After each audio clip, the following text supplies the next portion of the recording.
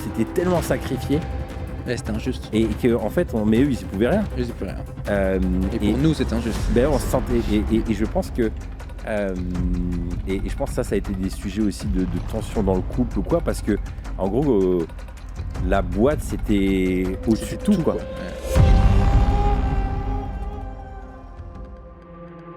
En fait, ce qui est intéressant, c'est que je crois que dans cette période-là, c'est, je crois, une des premières fois où on s'est autorisé à penser à nous.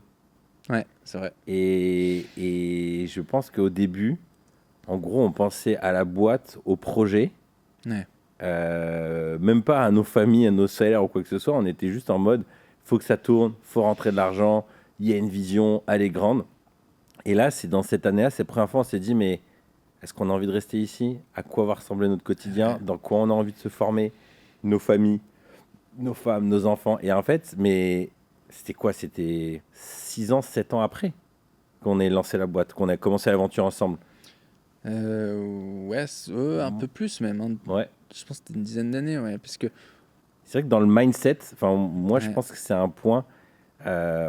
Si c'était à refaire, je sais pas si je le changerais, mais un des points, je me dis, c'est qu'on a, on a tellement sacrifié pour la boîte que je pense que ça a été un peu malsain avec le temps. c'est Parce sûr. que du coup, en fait, après, quand il commençait à avoir des revendications en interne ou que il y avait des salariés qui voulaient des salaires plus élevés ou quoi, en fait, nous, au fond de nous, on disait, bon, on le fait pour le projet, mais on s'était tellement sacrifié Ouais, c'était injuste. et que, en fait, mais eux, ils y pouvaient rien. Eux, ils pouvaient rien. Et Et pour nous, c'était injuste. on se sentait, et je pense que, et je pense que ça a été des sujets aussi de tension dans le couple ou quoi, parce que, en gros, la boîte, c'était au-dessus de tout, quoi. Ouais. C'est compliqué parce que la boîte, c'est elle qui te fait vivre aussi. Donc, en fait, c'est un peu un cercle vicieux. Et puis, surtout, je pense que moi, à ce moment-là, je pense qu'il m'a vachement libéré. Et c'est qu'à la base, en fait, on a créé la boîte en voyant des projets de fous, de sites, de vidéos, de machins qui nous faisaient rêver. Et du coup, on s'est dit, waouh, un jour, on va réussir à faire des projets comme ça, quoi. Donc, du coup, c'était la progression, en fait, un peu, de pouvoir faire ce genre de type de projet. Donc, en fait, on a tout donné pour ça. Sauf qu'en fait, on y est arrivé, mais sans réussir, en tuant notre perso, on a réussi à faire ça. Donc, on faisait des projets ouf, on a fait des web-séries, on a fait des machins, on a des trucs qui étaient dingues. Mais derrière, nous, ça tuait tout, et puis nous, on était KO, et puis en fait, c'était pas... Et je pense qu'après, on a juste, comme on s'était endetté, on a juste galéré. Fallait ramener de l'argent, quoi. Et puis moi, j'avais un peu la sensation de, en fait, et puis ce que j'avais connu aussi autour de moi dans mon enfance, c'est pour gagner de l'argent, faut trimer, quoi. Et du coup, je pense que un peu le déclic, moi, qui a changé en rencontrant Antoine et un peu tous les gens que j'ai pu rencontrer à cette période-là, un peu, c'est en fait, il peut y avoir des manières plus intelligentes de gagner de l'argent que d'autres. Et en gros, on peut gagner de l'argent en trimant moins, en fait. Il faut toujours bosser, hein, faut pas, il n'y a pas de baguette magique, hein, mais il y a, je trime, je suis dans une mine à extraire du charbon, et puis il y a, je gagne de l'argent en faisant des formations en ligne, quoi. Il y a un peu de monde, quoi. Et en fait, je pense que c'est ça où pour moi, il y a eu un énorme switch. C'est que quand j'ai vu, je me rappellerai toujours donc il y a ce truc-là, on part en vacances en juin. On prévoit de déménager machin, mais le temps de préparer tout. Et le nouvel an, on le fête chez Antoine. Et je me souviendrai toujours, on est à la soirée de Nouvel An, le 31 décembre, et il avait son ordi qui était sur une table, là, comme ça, et on voyait, il avait une application et les notifications des Stripe qui rentraient sur son compte, quoi. Et ça n'arrêtait pas. Alors qu'on était en train de préparer à manger, quoi. On était en train de préparer la raclette, ou je sais plus ce qu'on a mangé à l'époque, mais on était en train de préparer le truc, il n'était pas du tout en train de bosser.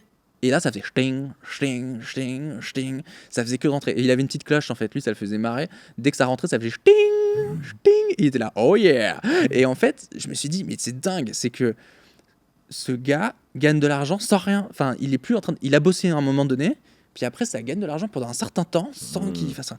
Et je me suis dit, waouh. Et ça, je pense que c'est ce qui a développé complètement ça m'a changé ma perception, en fait. Parce que du coup, d'un coup, il y a eu le truc et puis de le voir lui bosser. ça m'a vachement. C'est qu'il était, il est tout le temps enthousiaste à ce qu'il fait, etc. Mais parce qu'en fait, ce qu'il fait, c'est ce qu'il aime faire, en fait. Et du coup, je me suis dit, mais en fait, il y a moyen de gérer une boîte, de gagner de l'argent, etc., en aimant ce qu'on fait, en n'y laissant pas sa santé, en n'y laissant pas sa vie, quoi. Et donc, du Je coup, pense que nous, notre défi, c'est pas qu'on mal. aimait les projets. Comme tu as dit, j'ai bien aimé ton résumé, on aimait les projets. Ouais. C'est juste que comme on n'avait pas de formation business, de notion, aussi Ouais. notre rapport à l'argent était mauvais. Parce que Clairement. faire de l'armarge, c'était arnaquer les gens, en fait. Ouais, dans la tête. Et ben, en fait, après, on est tombé dans un piège où après, on n'a plus fait vraiment forcément des projets qui nous plaisaient Ah bah non, parce qu'il fallait nourrir la bête. Ouais, c'est ça. Et du coup, on était pris C'est là-dedans. Mais c'est vrai que, tu vois, ça, c'est un peu l'objet là de mes recherches et je pense le fruit de ces 16 ans d'entrepreneuriat. Et j'en viens avec ce même constat qu'on a ensemble, c'est que le business model, il a un impact énorme sur la qualité de vie. Et là, ce que je pressens, c'est de quelqu'un qui veut avoir du temps pour sa famille, du temps pour soi, et en même temps entreprendre une belle boîte qui va être au service de tout ça. En fait, ça demande un business model avec plein de critères. C'est sûr. Ça, en fait, toute cette phase-là d'apprentissage dans ce monde du marketing, de rencontrer d'autres entrepreneurs, ça a été notre formation. Et on a mis des années à découvrir ça. Oui, c'est sûr. En fait, c'est vraiment réfléchir à l'entrepreneuriat complètement différemment. Ah, mais c'est certain. Et puis, c'est une manière. Enfin, en fait, c'est surtout, c'est nous, on vient d'un monde de la prestat de service. Donc, du coup, qui clairement, je vends des journées de travail, quoi. Donc, en fait, la seule chose que tu peux faire, pour le coup, c'est vendre ta journée plus cher. Ouais. Mais bon, ça a une certaine limite quand même. Et surtout, dans tous les cas, à chaque fois que tu as un achat, il faut que tu travailles une journée. Ouais. Et là, d'un coup, on rentrait dans la vente de produits. Et que ça soit formation en ligne ou autre chose, où on a fait des magazines, on peut faire plein de produits différents, mais en gros, ça change tout parce que c'est plus ou moins scalable. C'est-à-dire que forcément, la formation en ligne, c'est scalable à l'infini. Le magazine, c'est un peu moins scalable parce qu'il faut quand même imprimer, etc. Mais quand même, c'est-à-dire qu'on en imprime 2000 ou qu'on en imprime 6000, ça ne nous demande pas énormément de travail en plus, quoi. Un peu de SAV, etc. Mais en tout cas, la proportion, ça n'a rien à voir avec de la prestation. Et je pense que ça, c'est sûr que le business model change tout. Et je pense que toi, si aujourd'hui, je devais revenir en arrière avec les connaissances que j'ai aujourd'hui, je ne créerais pas une agence de com. Ouais. Alors, peut-être que je ferais une partie, ou alors je la créerais pas de la même manière. Je créerais une agence de com en mode, ok, je vais créer un produit, site, etc., que les gens vont utiliser, etc., mais ils vont acheter tout le temps le même produit, ou je créerais des thèmes WordPress. Tu vois, si je reviens vraiment en arrière et qu'on est à l'époque de là où on était là, je créerais un thème WordPress, en fait, et on ferait fortune. Je me souviens, il y avait un entrepreneur qui m'avait pas mal accompagné quand j'étais encore à Strasbourg. Il disait, les entrepreneurs, souvent, ils prennent les fruits qui sont à portée de main. Exactement. Et la prestat de service, c'est ce qui est à portée de main. Ah, oui. C'est qu'ils ont des grandes visions, mais comme il faut rentrer de l'argent, ils chopent les trucs à portée de main.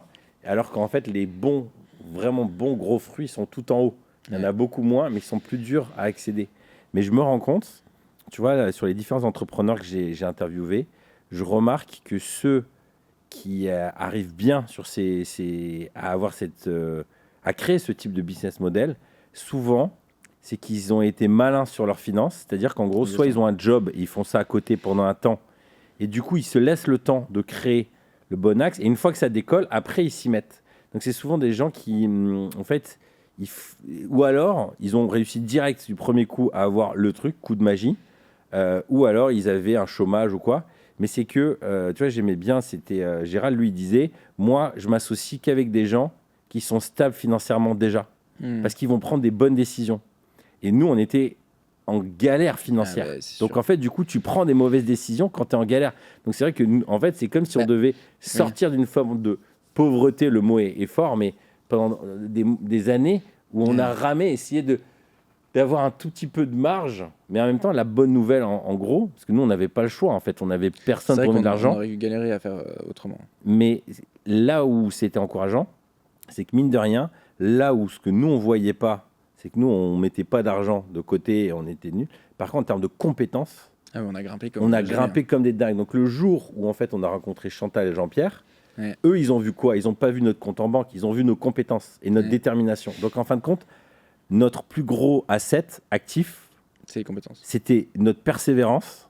On est des vrais pitbulls. On a attrapé, on n'a pas lâché.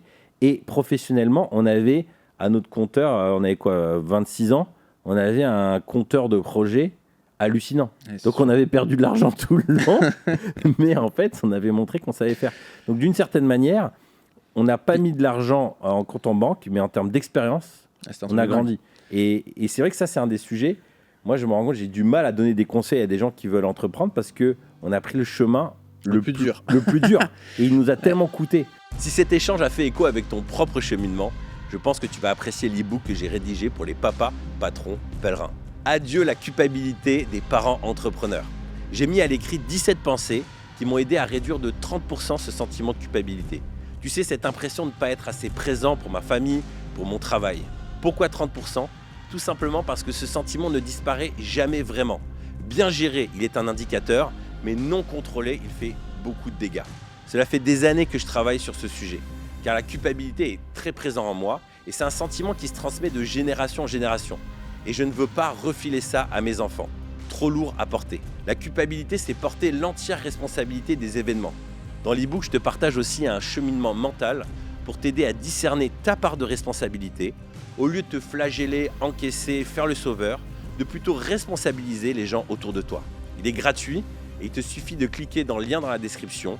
En le téléchargeant, tu t'inscris aussi à ma newsletter où je te partage mes nouveautés. Bisous.